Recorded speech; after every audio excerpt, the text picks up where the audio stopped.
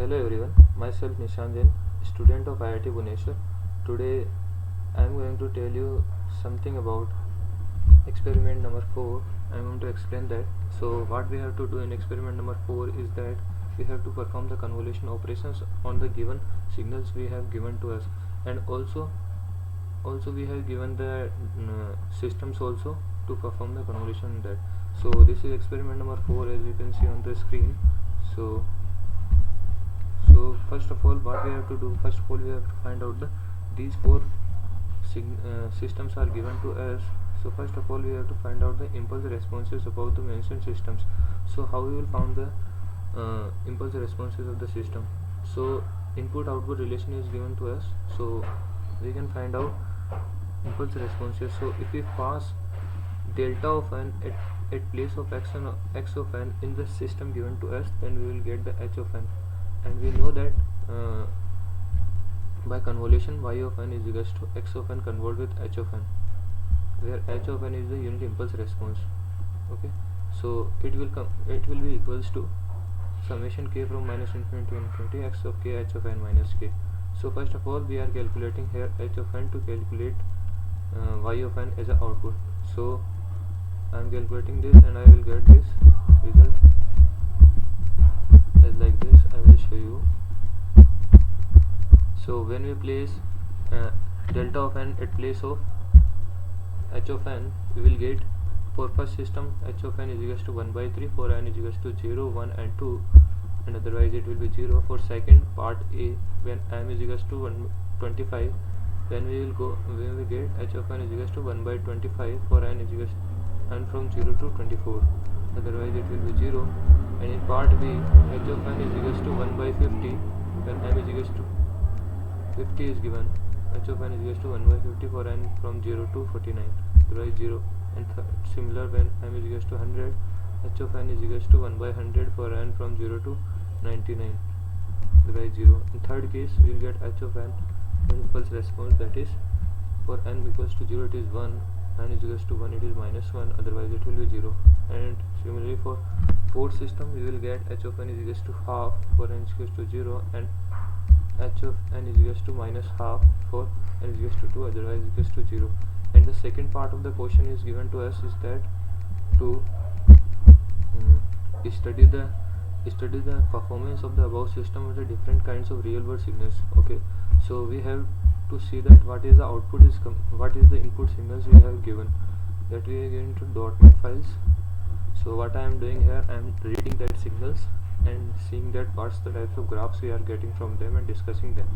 So CLC, and I am loading four signals that are given to us in .NET files, and I am plotting them. So let's run this and come what is the output is coming here. So this is the output coming here. This is the baseline, that is the main signal given to us, and all these above signals are similar to it, but that contains some noises in it which are involved in it. You can see that this is the smoothest curve, and above all these curves have noises involved in it. So this will be the input signals we have given to us. And the third part of the experiment we have given us is to sketch the output. Output we get by performing the convolutions, as we get the unit impulse responses, and we also have the unit impulses also. So let's see after performing convolution how we'll get the outputs. So so this is the code. So what I am doing here, that I am loading that all four signals, and I know that for system 1 we have unit impulse response is equals to 1 by 3, 1 by 3, 1 by 3 for n is equals to 0, 1 and 2, and I am performing convolution with input signals with that unit impulse response given to us, that I am using con here, that I have functions declared by my own. But in the MATLAB there is also a predefined functions, con function, co and v function, that we can use directly, but the task assigned to us is to make our own function. So I am plotting them all four and look at how the results is coming out. So how the main thing is that how I declare my own convolution function, that function convolution that is taking two inputs, input and unit impulse response set. I'm calculating the length of them, and then I'm making a zeros zeros row matrix with L plus P, length of x plus length of h minus 1 length. And after that I'm making, by the help of zero padding, I'm generating the x and h of the same length. Then I'm performing loop operations to get the summations, that y of n is equals to summation k from 0 to infinity, k from minus infinity to infinity, x of k h of n minus k. That I am doing by this, that I am running the loop from 1 to L plus b minus 1, then j from 1 to L, and this is condition I am writing for I minus j plus 1. That it means that coefficient should be positive, and this is whole convolution functions involved in this process up to the next 4 parts, or nothing we have to done much for the 4 parts. The next, so let's run it. What is the output is coming? So here we will see that this is for baseline PPG, and this is the smoothest curve as I have discussed, the input given to us. But in all the 4 above curves we are getting some noises involved in this, but getting some smoother functions only we are getting.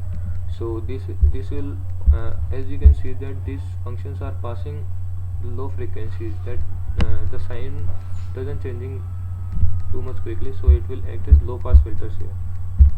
So next one is for experiment 2 part 2, a part for m is equals, that is nothing much, that is only similar to first function, but the first function is something as averaging the previous two inputs is present, but here we can previous m inputs we can do. So first of all we get for m is equals to 1 by 25, so h will be 1 by 25 for n from 0 to 24, and same I have performed here convolution. So let's run it, and you can see that it will act as filtering first, and here we will see that the noises are removed from the signals, that noises are coming, and there will be the small frequencies are also involved there. So it will act as low pass filter because it's passing the lower frequencies and filtering the higher frequencies, so it will be act as low pass filters.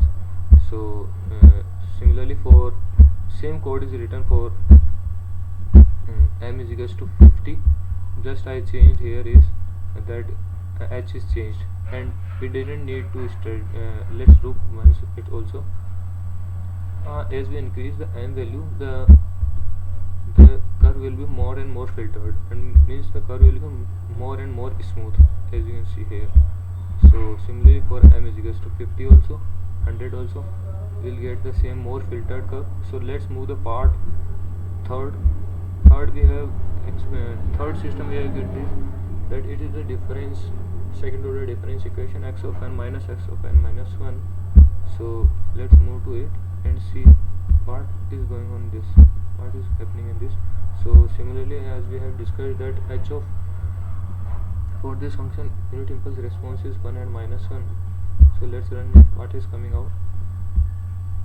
It will, I think it will act as a it will adding noises, it will not act as filtering, it will add the noises to the systems. As like this I can see that the amplitude is so less, and it adding the noises to the system, and it will passing the frequencies, and it will act as a high pass frequency because the amplitude is changing sign very subsequently, so that it will act as a high pass filters. So fourth part is also similar as like this only. So same code, but I have changed the unit impulse response here. Also as like this I have changed the unit impulse response. So let's run it, and it will also act as high pass filters, and it is also adding noises to the system, and it will act more here. So let's, the third part is completed here. So let's move to the fourth part of the experiment. We have to try the observations of the filtered signals, that observations that I have already discussed, that which one is high pass and low pass.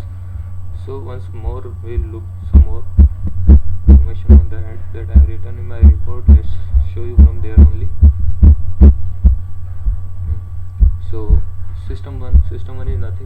using the last two with present, and the second one it depends on m, and third one based on the previous we get max and zeros, and the fourth one is similar that. And the filtering systems, I have tell you that earlier. The system 1 and system 2 are acting as low pass filters, and system 3 and system 4 are acting as high pass filters. Fifth part, that is E part given assigned to us in the experiment, is that based on the experimental result describes the difference equation. For part 2 write the difference equation.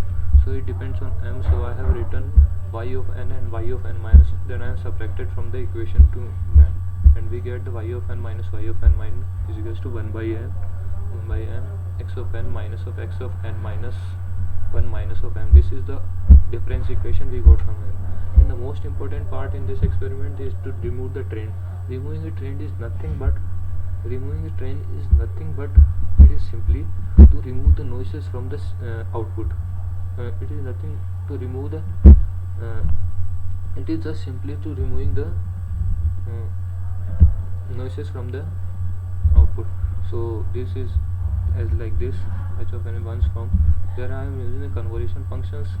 This is the code I am loading the baseline PPG, and then this is for depends on m for second part, and then I am printing that, and I am using that difference equation that I already declared earlier, that y of n is equals to y of n minus 1, and I am using that only. The function convolution here I have declared, that is also earlier I have shown you. This is nothing new here, just I am using the difference equation part I have used in second part.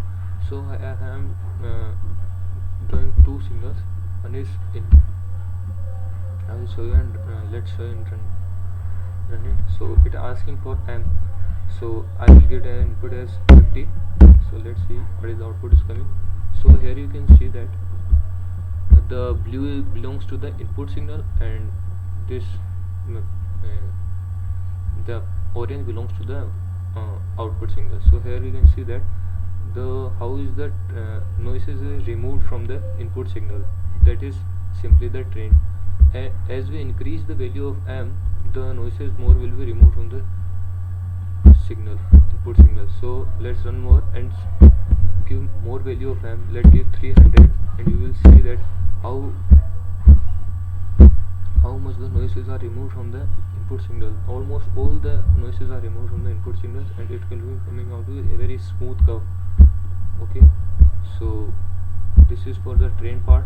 Now let's move the fifth part of the experiment assigned to us, is that based on the experiment result assigned, okay, that I have done, and the write all the properties that are assigned you studied in your class. So this is simple. So fifth part is to write the properties. So system assigned to us, so we can say for any system, if it is memoryless system, then h of n we can write h of n is equals to k times of delta of n function. If it is invertible, then there will exist for h of n convert with h of n, h1 of n is equals to delta of n. If causal, then h of n is equals to 0 for n is equals to 0, and it will, if it is stable system, then h of summation n from minus infinity to infinity, h of n mod of h of n should be less than infinity. And for linear, alpha times of x1 beta should be alpha times of y1 and beta times of y1, means it should follow the homogeneity and linearity. So from system 1, for all the systems we have unit impulse responses already we have. So from that you can say that system 1 is linear time invariant system. Yes, so that's why we can able to perform the convolution on that. And the memory function from the above property, and also non-invertible, you can find that causal and stable, and all these follow the same properties. Thank you and have a nice day for listening.